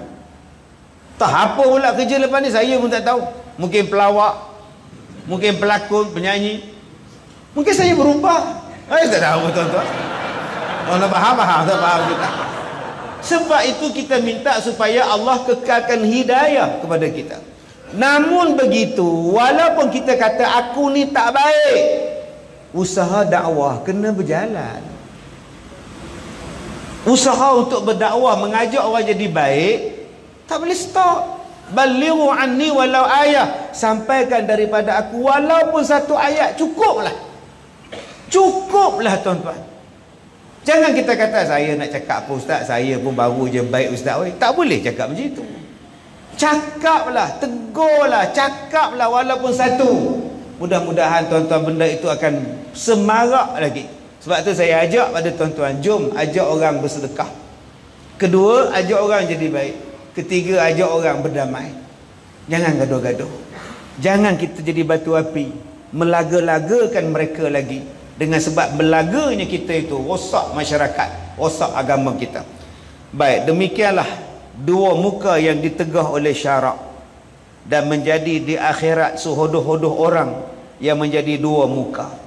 Kalau dalam hadis ni Nabi sebut manusia yang paling hodoh di hari kiamat yang dipanggil batu api, dua muka. Siapa manusia yang paling cantik di hari kiamat? Orang yang paling cantik di hari kiamat ialah orang yang duduk dalam masjid ni. Nama dia apa? Muazzin, Tuan Bilal, yang memanggil orang ke masjid, yang memanggil orang sembahyang. Kata Rasulullah, di hari kiamat mereka lah yang paling cantik sekali, orang yang mempunyai tengkuk paling panjang di hari kiamat. Ada pula cakap, tengkuk panjang cantik ke ustaz? Tuan-tuan cuba buka lagu O Fatimah. Abang Haji ingat lagu O Fatimah? Okey, O Fatimah, Fatimah nan ayu, parasnya indah, leher jinjang, nampak tak? Ada dia sebut leher kontol. Leher jinjang itulah yang paling cantik. Siapa? Tok Bilal. Di hari kiamat Tok Bilal ni tuan-tuan yang jadi saksi pada dia siapa? Batu, pokok, daun, kayu. Jadi saksi di hari kiamat. Dia pernah panggil kami pergi sembahyang. Tuhan, dia pernah panggil orang pergi sembahyang. Sebab tu di sini ada beberapa tempat yang kita boleh, yang kita disuruh usahakan untuk jadi dia. Pertama siapa dia? Imam. Usahalah jadi imam. Tak boleh di masjid, di rumah. Ini dah 30 tahun kahwin, haram jadi imam pada isteri. Nantu pun dah dapat dah. Tak pernah jadi imam pada isteri. Ada makcik ajak dia bulan lepas, ustaz, abang jadilah imam, nak merasa abang jadi imam. Dia boleh cakap, ustaz, awak dah jadi imam, abang makmum tu dia. Macam mana suami saya ni ustaz? Bayangkan tuan-tuan, jadi imam hebat. Sebab tu siapa yang jadi imam di sini terbaik buat. Daripada ribuan manusia, Allah lantik engkau jadi imam. Buat yang terbaik. Berapa banyak perkataan terbaik yang Allah sebut dalam Quran. Allah Ta'ala sebut dalam surah Al-Mulk, liyabluwakum ayyukum ahsanu amala. Allah sebut dalam surah Al-Kahfi ayat 7, linabluwahum ayyuhum ahsanu amala. Allah Ta'ala nak tengok pada kita siapa yang terbaik. Buat yang terbaik. Selepas imam siapa? Bilal. Ustaz, dua-dua ni Jais dah lantik Ustaz. Imam pun Jais lantik, Bilal pun Jais lantik. Takkan kita nak jadi imam Ustaz? Saf yang pertama Jais tak lantik pun. Ada tak Jais keluarkan senarai saf yang pertama? Haji Dola, Haji Mat, Pak Mat Tempe, Sidik Sigaraga ada tak? Ada letak Tan Sri Aziz, Datuk Din semua ada? Tak ada. Habis tu kenapa tak rebut saf pertama? Siapa-siapa pun boleh tuan-tuan. Yang inilah keistimewaan yang kita kena rebut. Jangan biar lepas pada orang lain. Yang inilah yang Allah Ta'ala kata, fastabiqul khairat. Masing-masing boleh dapat syurga dengan jalan masing-masing. Yang mana jadi imam, carilah syurga dengan jadi imam. Ustaz, makcik tak jadi imam Ustaz, tak bolehlah syurga Ustaz. Kalaulah makcik jadi imam, kami makmum tak rukuk makcik. Bila makcik rukuk, kami semua tegak gini tengok, terbeliak mata semua. Kalau makcik sujud, begini panjang tengok dia makcik. Sebab itulah Allah tak bagi orang perempuan jadi imam pada lelaki. Walaupun macam tu makcik, tapi makcik lah orang yang paling senang masuk syurga. Apa dia? Pertama, solat. Orang perempuan jaga solat. Kenapa yang begitu istimewa solat bagi perempuan? Sebab orang perempuan lah solat yang paling susah nak dibuat. Cuba tengok dia orang. Kipas untuk dia orang 3 je. Kita bayangkan 3 je untuk perempuan. Sabarlah. Tapi baju dia orang 7 lain. Anak tudung, telekung, kain telekung, baju dalam, seluar dalam, kain dalam, stokin, 7. Itu belum masuk sarung lengan lagi. Orang lelaki-lelaki selai jubah. Nampak tak? Jubah selai. Tu pun spender tak ada, singlet tak ada, selam beruk datang sembahyang. Ilek, butang pun tidak jubah dia. Bila dia rukuk, tenganga jubah terbuka, dia pun nampak. Rasa macam benar tengok. Sampai Allah. Orang laki-laki sempoi, kain pelekat, baju Melayu sempoi. Orang perempuan mengandung semayang 9 bulan bawa perut. Bila dah mengandung anak pula dia dukung. Seksa. Patutlah orang perempuan masuk syurga. Susah je nak semayang. Anak kacau, merangkak duduk atas sejadah. Mak, kita datang masjid jarang bawa anak. Isteri di rumah tu 4 anak tuan-tuan. Yang merangkak, yang menangis, yang dalam buayan, yang duduk atas TV, yang duduk atas sejadah. Mak nak rukuk, dia duduk isap jari. Mak nak sujud, jam. Ilek tengok mak dia. Takkan mak nak buat bahasa isyarat. Anak tanya, apa syuk-syuk? Tiap-tiap hari itulah mak dapat berpuluh-puluh tahun bela anak bela cucu. Memang layak syurga orang perempuan. Jadi janganlah cakap orang perempuan cakap Islam ni tak adil. Lelaki jadi imam, lelaki jadi Bilal, lelaki saf yang pertama. Opah macam mana? Itu dia. Lah. Pak jaga semayang pak. Syurga untuk opah. Kami orang laki-laki ni seksa tu, nampak budak kecil duk menangis tu. Cari mak nampak tu. Jarang dia panggil pak. Ayah. Dia tak, dia panggil mak. Dalam masjid pun mak. Sampai makcik sebelah tu, yang dibawa budak tu buat apa? Nampak. Dengan makcik tu pun tak khusyuk dengar. Saya 2-3 minggu lepas saya semayang di Pulau Pinang. Saya duduk sah belakang, lambat sampai. Budak depan saya tu, dia bukan semayang tau, dia duduk tengok saya. Tuan-tuan bayangkan kalau tuan-tuan jadi saya. Tu, saya dah habis tunduk dah tuan-tuan. Bila saya tahiyat, dia tengok, Sepak lagi budak ni dah. Lah, 3 rakaat tuan-tuan saya buat jamak 2, 5 rakaat dia balon tengok tuan-tuan. Sabarlah. Bapak dia kata, "Ustaz, anak saya ni peminat ustaz." Nasib baik kau minat tuan-tuan. Hei, di Madinah saya semayang, saya letak beg sandang saya atas sejadah. Anak tu Arab tu duk berlari waktu semayang isyak, berlari langgar beg, sepak beg. Lah dia berhenti depan beg saya. Bayangkan kalau tuan-tuan jadi saya. Dia berhenti, dia buka pula beg saya tu. Habislah pasport aku, saya lagi dia buat berlari pula. Takkan saya nak jegir dia. Jegir dia tu.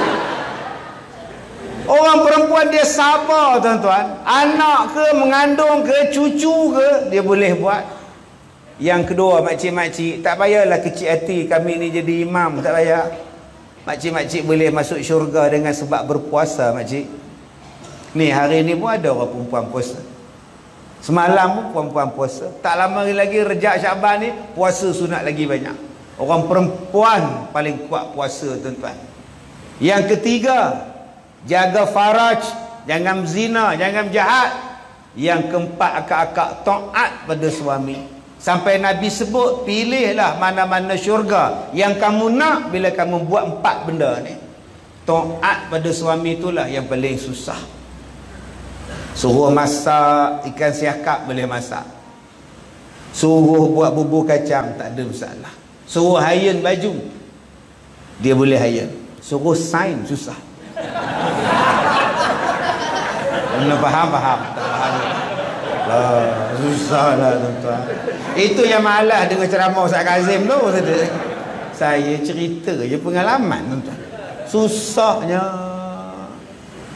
Tu yang satu makcik tu datang mengadu pada saya. Dia kata, "Ustaz, suami dia tipu dia 25 tahun. Dia dah kahwin lain, tapi dia tak bagi tahu saya, Ustaz. 25 tahun dia simpan." Loh, lama ni kak. Itulah. Ustaz bayangkan, selama ni dia hidup, dia tipu saya, Ustaz. Habis tu macam mana yang kak boleh tahu? Dia mandi, telefon dia ada mesej masuk, saya buka lah. Dalam mesej tu cakap, "Abang, malam ni datang tak?" Bila dia keluar bilik mandi, saya tanya, "Abang, orang ni tanya, abang datang tak? Siapa ni bang?" "LAP ni." "Oh, itu lembaga air Perak tu." Silap nombor lah tu. Bukan lembaga air Perak, singkatan pada Latifah dia berulap tuan-tuan. "Abang cuba kau tengok abang, betul ke dia silap nombor?" "Tak apalah, abang nak sembahyang ni." "Abang, lu abang. Tak apalah kalau itu saya call." Tengok-tengok, saya isteri nombor 2 dia. Teng. Allah Ustaz, masa tu macam luruh jantung saya, Ustaz. Ustaz, kita berkhidmat untuk dia kan, berkorban untuk dia, tiba-tiba dia tipu kan.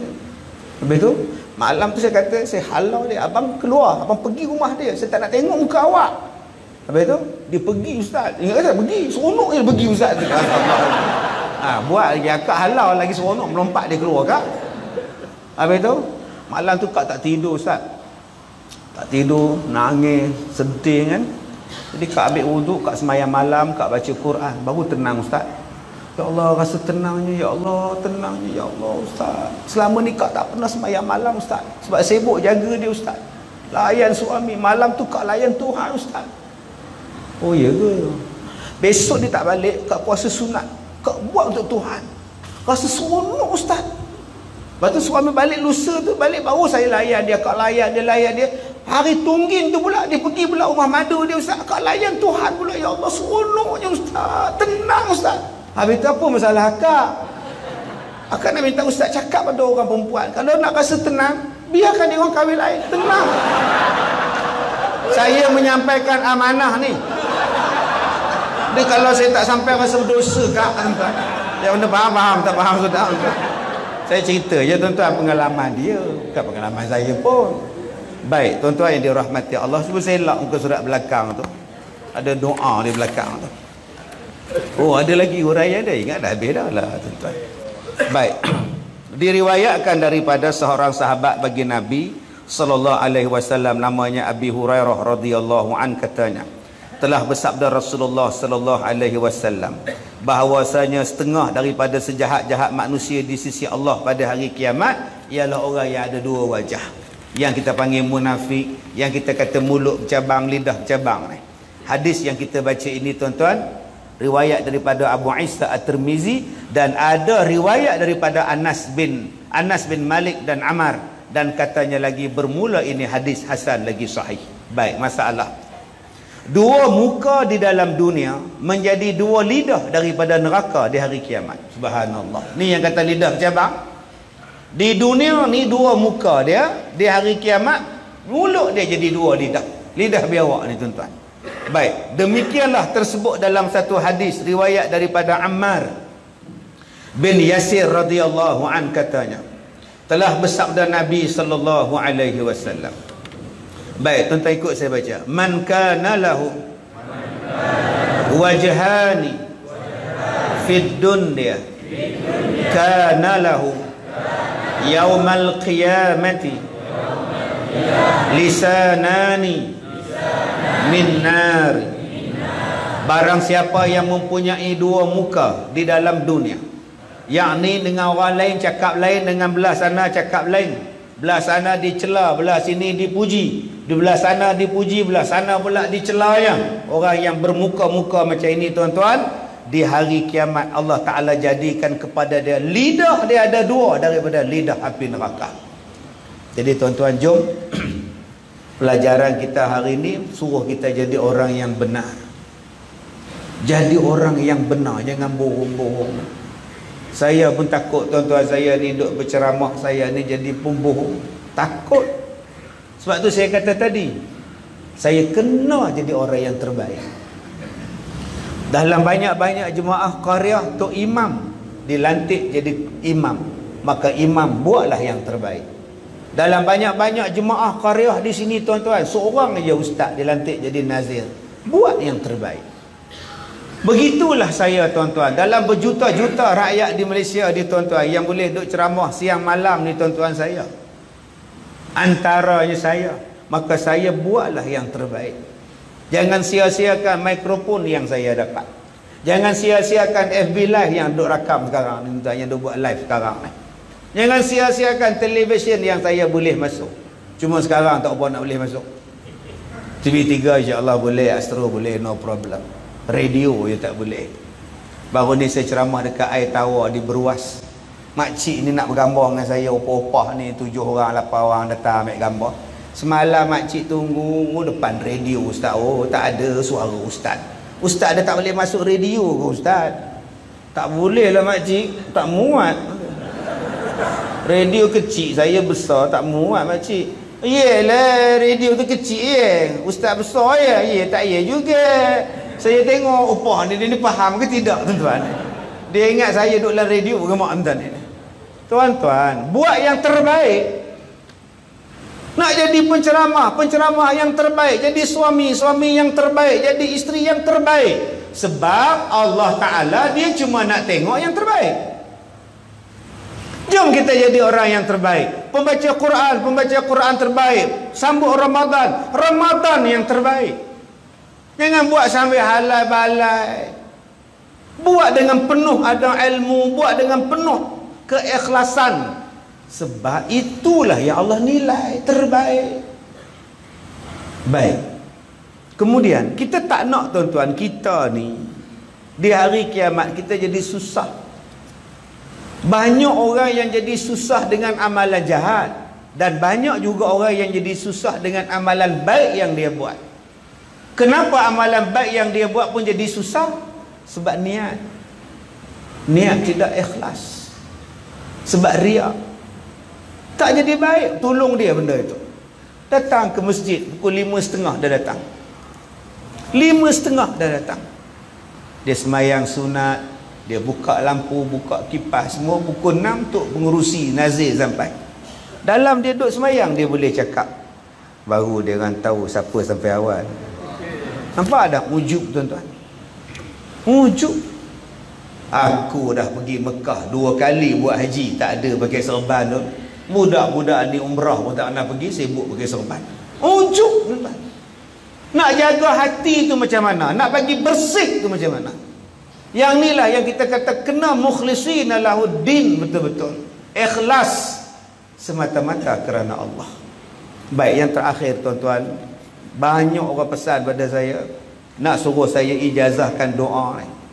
Sebab saya sebut dalam YouTube yang saya bagi ijazah ni pada yang datang. Yang datang direct dengar ceramah saya. Ramai pula yang telefon ke pejabat. Kami yang tak dengar langsung ni macam mana ustaz? Kami yang dengar melalui AFB ni macam mana ustaz? Okey, tuan-tuan, di sini saya nak ijazahkan pada tuan-tuan satu doa. Pertama, ustaz, boleh ke menjampi? Jampi ni tuan-tuan, nama dia ruqyah. Ruqyah tu nama dia jampi. Kalau nama orang Ruqayyah, lain. Jangan tuan-tuan buah nama anak pula Siti Ruqyah. Tiap-tiap hari menjampi Siti tu. Okey, Ruqyah maknanya jampi. Baik, Nabi sebut ada dua jenis jampi yang paling afdal. Apa dia? Menjampi binatang, menjampi sengatan binatang. Dan yang kedua, menjampi daripada penyakit ain. Pertama, jampi kerana sengat binatang. Dan yang kedua, jampi kerana penyakit ain. Satu lagi hadis lain Nabi sebut dibenarkan berjampi di dalam bab gigitan sengat. Dan yang kedua, demam. Dan sejukkan demam itu dengan air. Jadi sebelum saya nak cerita yang ni, kita buat bab jampi dulu. Baik. Pertama sekali tuan-tuan, yang paling besar sekali jampi, yang tuan-tuan duk tengok cerita P. Ramli tu, Nyak Nyinsen Mata Kaji Semering Seng tu jampi. Orang tua-tua di kampung saya dulu, kalau budak tu demam ke apa ke, dia letak tapak tangan, dia jampi. Puh kiri, puh kanan, taik babi besar lengan. Tu budak. Tu nama dia jampi serapah. Yang tu tak payah pun tak apa. Okey. Baik, jampi yang dibenarkan nombor satu, kalau diambil daripada ayat Quran. Yang kedua, diajar oleh Rasulullah. Yang ketiga, diajar oleh para ulama yang ambil asal daripada ulama, dan makna jampi itu pun betul, dipersilakan, tak jadi had. Baik. Yang kedua, menjampi kepada sengatan binatang, kala jengking, ular, lipan. Macam mana dibuat? Dibacakan surah Al-Fatihah dan diludah pada tempat yang digigit. Ya, baca Al-Fatihah, ludah. Ada yang sebut baca 7 kali terpulang lah. Itu yang bila anak dia kena gigit dengan lipan, dia baca Al-Fatihah, Al-Fatihah, Al-Fatihah 7 kali, tu yang dia ludah. Meninggal budak tu. Okey, baca surah, bukan baca Al-Fatihah. Surah Al-Fatihah. Ini berlaku pada sahabat Nabi. Dia minta menumpang pada satu kampung, pengurusi kampung tak bagi tumpang. Dah, minta maaf, engkau orang Muslim, minta maaf, tak boleh masuk. Duduk kat luar, minta maaf. Malam tu tuan-tuan, ketua kampung dia kena gigit kala jengking. Meraung melolong, tak ada siapa nak ubat, tak tahu nak ubat. Pemuda-pemuda kampung ni datang jumpa sahabat Nabi ni. Ada tak di kalangan kamu yang boleh mengubat ketua kami kena gigitan kala jengking? InsyaAllah saya boleh usahakan. Maka pergilah orang Muslim dengan syarat, kalau lega kami minta seekor kambing pada setiap rombongan. Maka dibacanya surah Al-Fatihah, diludahnya tuan-tuan, sembuh. Dapat seorang kambing. Dapat seekor kambing. Bawa balik ke kemah.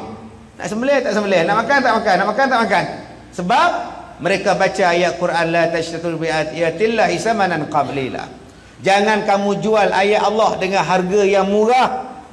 Jangan makan. Engkau tadi jual Al-Fatihah, engkau jampi, engkau dapat tu jual dengan harga murah. Pakat tak makan. Nak pulang balik rasa sayang pula, nak makan takut. Tunggu kita balik ke Madinah, kita tanya Rasulullah, apa nak buat dengan kambing ni? Boleh makan ke tidak kambing ni? Bila balik ke Rasulullah, Rasulullah tanya, kalau kau orang tak nak, bagi ke aku. Ni maknanya harus ambil upah dengan sebab mengajar Al-Quran. Harus mengambil upah dengan sebab menjampi. Harus. Maka kalau ustazah tu kata, ustazah, anak saya nak mengajar, berapa yuran? RM50 sebulan. Harus. Jangan akak-akak pula cakap, ya Allah, tak tahulah zaman akhir zaman ni, mengajar Quran pun kena bayar, ya Allah. Engkau masuk ke tandas pun kena bayar, sibuk engkau. Maka boleh minta pengeras apa, minta sekali jampi RM2 suku, lantang kau lah RM2 suku. Kenapa RM2 suku bang? Awak macam mana itu? Betul, RM3 cukup lah, RM3 boleh tak? Tak, suku nak juga kata dia. Kadang menyusahkan orang tu. Baik, yang kedua. Yang ketiga, lepas tuan-tuan baca surah Al-Fatihah pada gigitan tadi, hantarlah ke hospital. Jangan tuan-tuan ludah, tui, tidurlah. Sampai ke kubur tidur tuan-tuan. Ludah dia, ikat dia, pergi hantar ke hospital. Yang ketiga, tuan-tuan baca surah Al-Fatihah dan tuan-tuan ambil abu. Sebab tu dalam Islam ada perubatan menggunakan abu. Bukan abu rokok, abu. Ada tikar mengkuang, ada bakar tikar mengkuang tu. Abu dia diletakkan di tempat gigitan. Abu tu dia akan absorb tuan-tuan punya bisa dia. Ini kebaikan gunakan abu. Abu ni banyak manfaat tuan-tuan. Salah satunya menghentikan bleeding. Abu apa ustaz? Abu kayu pun boleh, abu daripada akar sintuk pun boleh, abu daripada daun pun boleh, pokok pun boleh. Perubatan menggunakan abu cukup bagus tuan-tuan. Salah satunya ialah dia menyerap bisa-bisa binatang yang berbisa. Kalau abu tu warna kelabu, bila bisa dia tarik keluar, dia akan bertukar jadi warna hitam. Maknanya bisanya telah ditarik keluar. Ini perubatan menggunakan abu bagi binatang, bagi orang yang digigit binatang. Yang kedua tuan-tuan, demam. Nabi kata demam ini ialah gelora daripada api neraka. Gelombang api neraka bukan jadi demam. Maka sejukkan gelora api neraka tadi, demam itu dengan bilma', dengan air. Baik, bagaimana? Tadi ada orang daripada Shah Alam datang jumpa saya. Dia kata, ustaz, saya ni malam, asal malam demam. Asal demam je malam. Nak tidur rasa takut. Suami pergi surau, telefon, abang balik, takut. Takut menggigil-gigil ustaz. Kenapa saya takut ustaz? Saya tak boleh tinggal seorang, takut, demam. Saya kata, kak, Nabi sebut ubatkan demam dengan air. Baik, satu, surah Al-Anfal ayat 11. Balik kan, hafal surah ni. Adik-adik tahfiz dah hafal belum? Al-Anfal ayat 11. Juzuk berapa dah hafal? Juzuk 4. Tak sampai lagi. Ni nak selempang hijau, juzuk berapa? Tak sampai. Al-Baqarah. Al-Baqarah belum lagi. Baik, Allah Ta'ala sebut apa? Surah Al-Anfal ayat 11. إِذْ يُغَشِّيكُمُ النَّاسَ أَمَنَةً مِّنْهُ وَيُنَزِّلُ عَلَيْكُمْ مِنَ السَّمَاءِ مَاءً لِيُطَهِّرَكُمْ بِهِ وَيُذْهِبَ عَنْكُمْ رِجْزَ الشَّيْطَانِ وَلِيَرْبِطَ عَلَى قُلُوبِكُمْ وَيُثَبِّتَ بِهِ الْأَقْدَامِ. Power tak power air hujan Allah Ta'ala sebut dalam surah Al-Anfal ayat 11. Tetapi hari ini kita tak percayalah dengan air hujan. Turun dia kita biar je, turun dia kita biar je. Tambah sekarang tak turun-turun, mula dia teringat kepada hujan. Allah Ta'ala sebut, kami berikan kamu mengantuk, itu merupakan nikmat pada kamu. Dengan mengantuk itu tuan-tuan, dia menenangkan jiwa kita. Sebab tu malam ni kalau tuan-tuan mengantuk, saya tak marah tuan-tuan. Sebab tu nikmat yang Allah bagi pada tuan-tuan. Tidurlah. Habis-habis ceramah pukul 12, tuan-tuan seorang tidur. Okey, mengantuk itu satu nikmat yang Allah bagi. Dan kami turunkan daripada langit, kata Allah, hujan supaya kamu jadi bersih. Yang kedua, supaya menghilangkan gangguan syaitan. Surah Al-Anfal ayat 11. Habis itu kenapa hari ini tuan-tuan tak ambil air hujan, simpan, tak ada. Tengah-tengah laman tu tak ada satu beldi. Mandi, minum. Untuk apa? Demam. Tapi hari ni orang cakap mandi hujan demam. Dalam Quran cakap ubat. Quran cakap jadi ubat. Hari ni kalau mandi hujan demam. Lah, pelik. Jadi kalau tuan-tuan nak ambil air hujan, saya syorkan malam Jumaat. Kalau hujan malam Jumaat, ada tengah-tengah. Tunggu dia dah hujan dah berlama sikit, tak ada dia.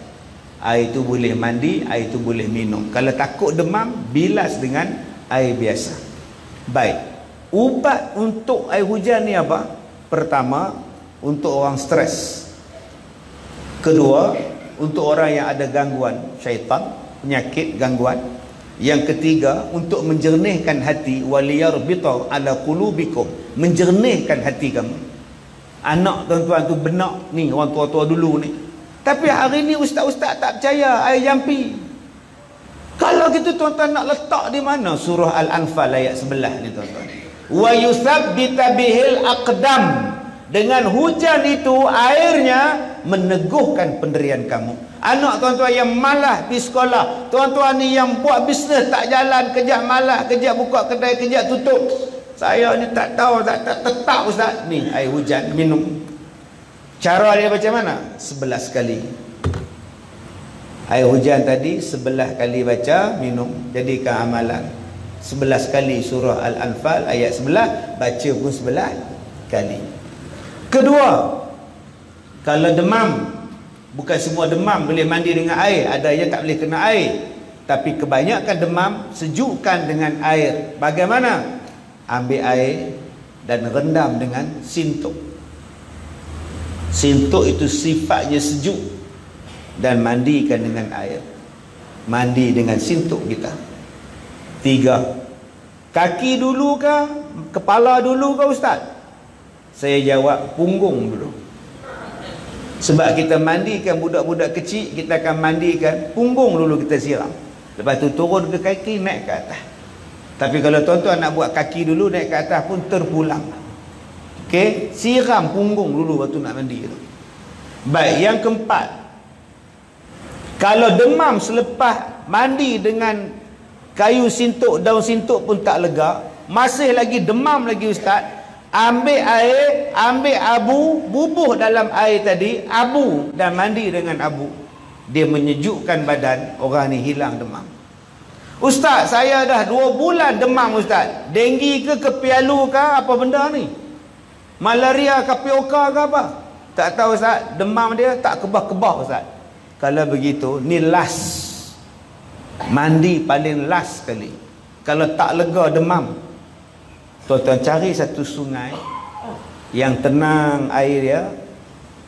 Tenang air dia, tuan-tuan duduk di situ selepas sembahyang subuh, menghadap ke arah hulu, dan tuan-tuan berenang daripada kaki, berendam, turun pelan-pelan ke bawah. Ni disebut dalam satu hadis bagaimana menghilangkan demam yang teruk tak lega-lega.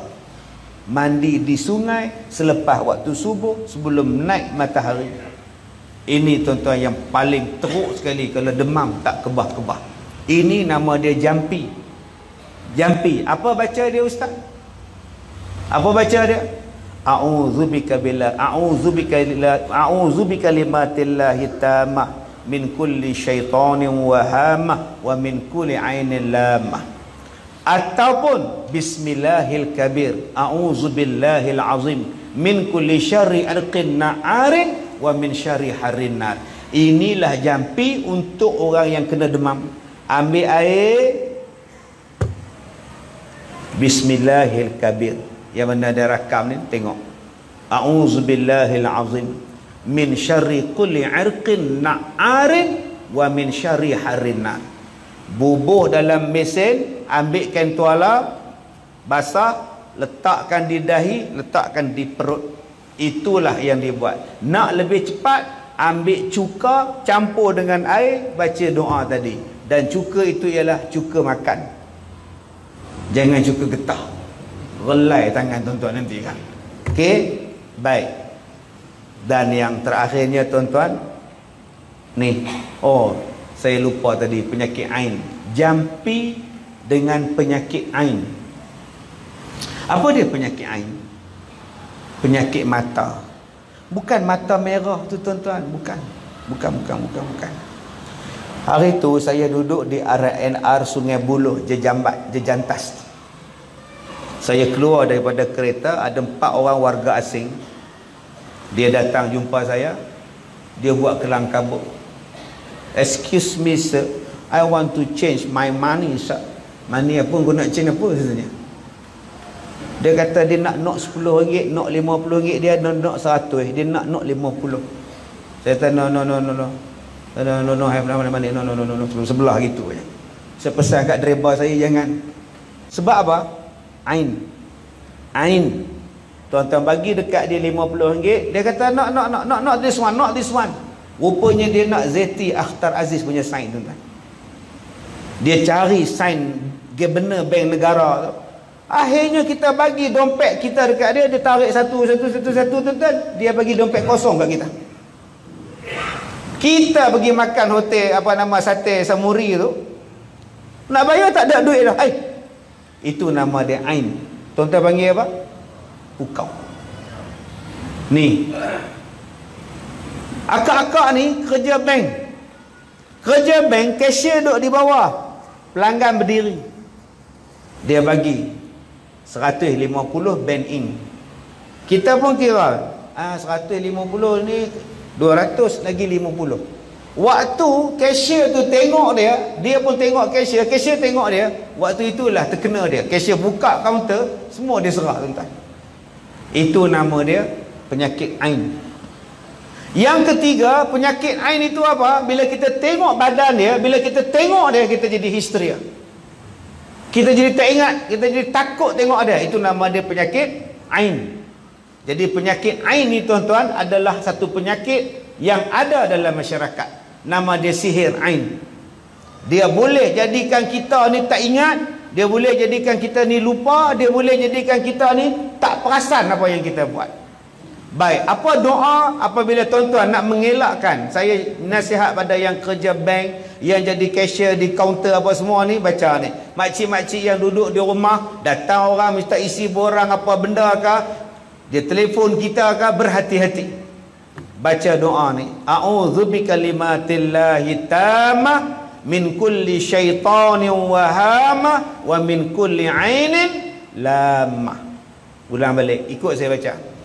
Okey, doa untuk demam. Doa untuk demam. Baik. Bismillahirrahmanirrahim. Bismillahil kabir. A'udzu billahil azim. Min syarri kulli irqin na'arin wa min syarri harrin nar. Baik, ini untuk demam. Yang kedua untuk pukau. A'udzu bikalimatillah at-tammah min kulli syaitanin wa hamma wa min kulli ainil lamah. Yang tu saya tak tulis dalam kertas ni. Yang tu tuan-tuan tulis sendiri ya, kerja rumah. Baik, last kali, 2 kali lah. Baik, doa ketika menghadapi kesukaran. Tuan-tuan yang dirahmati Allah, doa ni saya baca tiap-tiap kali lepas sembahyang sebagai zikir. Saya baca lepas sembahyang ada beberapa surah. Pertama, ayat kursi sekali. Kedua, surah Hud ayat 56 sekali. Ketiga, surah Al-Kahfi ayat 15 sekali. Keempat, waja'alna min baini aydihim sadda wa min khalfihim sadda faghshaynahum wa hum la yubsirun, surah Yasin sekali. Dan saya tutup dengan yang ini. 5 benda ni tuan-tuan saya akan baca tiap-tiap kali saya lepas sembahyang, tak pernah miss. Ulang balik. Ayat kursi sekali, surah Hud ayat 56 sekali, surah Al-Kahfi ayat 15 sekali, surah Yasin waja'alna sekali, yang ini zikir ini sekali. Kedua, Zikir ini saya akan baca bila saya berhajat. Misalnya saya nak pergi ceramah, saya tengok hujan, saya duduk dalam kereta, saya baca yang ni, ya Allah bagilah cuaca cantik ya Allah. Kadang-kadang tengah saya ceramah hujan turun, saya cakap pada jemaah, jangan lari, duduklah di kemah masing-masing, sama-sama kita baca doa. Tak ada 2 minit tuan-tuan hujan berhenti. Doa ni tuan-tuan sangat mustajab. Tapi saya nak ajak pada tuan-tuan, macam saya kata tadi, jagalah mulut, jagalah mata, jagalah segala-galanya supaya doa kita mustajab. Bersihkan hati, bersihkan pakaian supaya doa kita mustajab. Jadi orang yang betul-betul baik, insya-Allah doa ni mustajab. Jadi saya harap pada tuan-tuan, dengan kita niat nak beramal doa ni, kita berubah menjadi orang yang betul-betul baik. Tolong tuan-tuan, tolong. Saya cakap pada satu makcik tu, dia kena kanser, nama dia Hajah Ainun. Suami dia meninggal, elok dia habis iddah, saya nak bawa dia pergi umrah, dia dapat kanser. Kanser rahim, pangkal rahim. Saya kata tak apa kak, sabar kak, akak ikut yang saya buat. Dia buat sungguh tuan-tuan. Yang ni saya tak ajarlah kanser malam ni. Dia buat sungguh tuan-tuan. 2 minggu lepas dia datang ustaz, doktor kata tak payah buat apa dah ustaz, saya free daripada kanser. Nangis-nangis tuan-tuan. Saya kata kak pergi sembahyang, pergi bersyukur, lepas tu kita pergi umrah tuan-tuan. Okay, yang tu lain kali saya ajarlah. Yang ni saya nak ajar doa ni, dan saya nak ijazahkan pada tuan-tuan yang datang pada malam ni. Baik, cara ijazahnya ialah talaqi musyafahah. Saya baca, tuan-tuan dengar. Lepas tu tuan-tuan baca, saya dengar. Jadi kalau tuan-tuan dengar dan tuan-tuan tak ikut pun, tak dapatlah ijazah kita ni tuan-tuan. Baik, ikut saya baca. Bismillahirrahmanirrahim. Bismillahirrahmanirrahim. La ilaha illallah. Al-Azimul Halim. La ilaha illallah. Rabbul Arshil Azim. La ilaha illallah. Rabbus Samawat wa Rabbul Ard wa Rabbul Arshil Karim. Baik, saya ijazahkan doa ni pada tuan-tuan. Mudah-mudahan tuan-tuan boleh beramal dan dimustajabkan oleh Allah Subhanahu wa ta'ala. Saya doakan semuanya tuan-tuan dirahmati, diberkati oleh Allah, dan masjid kita ni juga dipelihara oleh Allah, dirahmati oleh Allah, dan dicintai oleh tuan-tuan semua. Bismillahirrahmanirrahim. Alhamdulillahirabbil alamin, wassalatu wassalam ala Rasulillah wa ala alihi wa sahbihi ajma'in. Ya Allah ya Rahman, berkatilah perhimpunan kami dan rahmatilah perpisahan kami ya Allah. Ya Allah ya Rahman, kau berikanlah kebaikan kepada kehidupan kami ya Allah. Jadikanlah kecintaan kami di dalam solat berjamaah ya Allah, dan masjid ini sebagai tempat kami beribadah, menambahkan ilmu dan berkasih sayang ya Allah. Ya Allah ya Rahman, berkatilah rezeki kami, berkatilah keluarga kami ya Allah. Jauhkanlah kami daripada musibah, malapetaka, penyakit dan wabak ya Allah. Peliharalah negeri dan negara kami ya Allah. Berikanlah kemakmuran dan keamanan kepada kami ya Rahman. Ya Allah ya Rahman, kami menadah tangan bermohon kepadamu ya Allah. Berikanlah kami istiqamah di dalam menuntut ilmu ya Allah. Diberikan kesabaran di dalam menuntut ilmu ya Allah. Diberikan kesabaran di dalam menghadapi ujian daripadamu ya Allah. Sesungguhnya kami adalah insan-insan yang lemah lagi berdosa ya Allah. Kau ampunkanlah dosa-dosa kami ya Allah. Kau ampunkanlah dosa-dosa kedua ibu bapa kami ya Allah, dan kasihilah mereka sebagaimana mereka mengasihi kami ya Allah. Rabbana atina fid dunya hasanah wa fil akhirati hasanah wa qina adzabannar. Wa sallallahu ala sayyidina Muhammad wa ala alihi wa sahbihi ajma'in, walhamdulillahi rabbil alamin. Terima kasih tuan-tuan. Saya nak bergerak ke Melaka pula. Diminta maaf banyak-banyak pada Tan Sri, tak sempat jumpa, tak sempat makan di rumah beliau. Dan bagi tuan-tuan yang nak bantu sekolah saya, di luar sana ni ada gerai Pusat Pendidikan Al-Barakah. Tuan-tuan bolehlah derma, nak beli apa pun belilah. Semuanya adalah sumbangan untuk sekolah tahfiz saya. Dan yang paling istimewa, saya bawakan hadiah pada tuan-tuan sebuah sekaki payung. InsyaAllah buka payung je, ada Ustaz Kazim memayungi tuan-tuan. InsyaAllah jangan cakap abang tak payung, insyaAllah. Dengan setiap pembelian jus Belanda di sana. Terima kasih tuan-tuan. Wabillahi taufiq wal hidayah. Assalamualaikum warahmatullahi wabarakatuh.